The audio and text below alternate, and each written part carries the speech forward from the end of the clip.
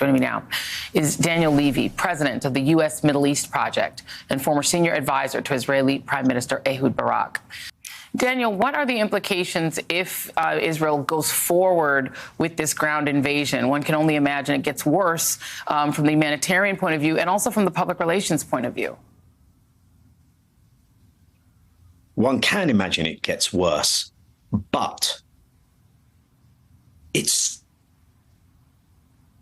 so I worry that for days now we've been saying, will the ground invasion be today? Will it be tomorrow? But we just heard from Honey. We just saw the pictures from Shifa Hospital.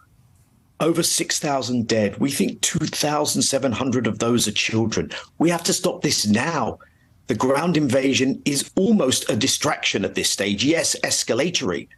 But I don't understand what one calls a U.S. administration policy, which on one side is providing and paying for the weapons, giving the political support to cause this destruction. And then there's this tiny trickle, a mere fraction of money that America now says may go to help rebuild from the devastation, from the collective punishment, from these violations of international law. I mean, what do you call that?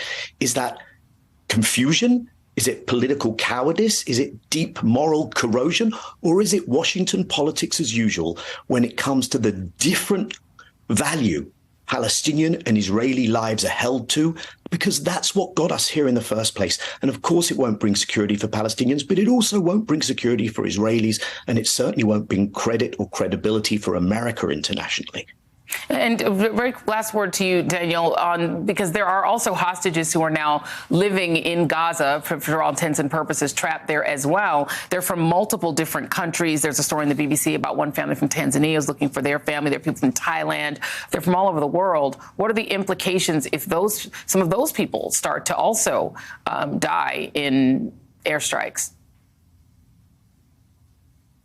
Well, here may be a tiny glimmer of hope, Joy, which is that the more one can put front and center something that the US president and others have really talked about, which is those being held in Gaza, this might give room for a pause, for building a path towards de-escalation and a ceasefire. The negotiations are ongoing. We saw 2 Americans freed. We saw 2 elderly Israelis freed. There's talk of a much larger release of civilians. Qatar is working hard on this.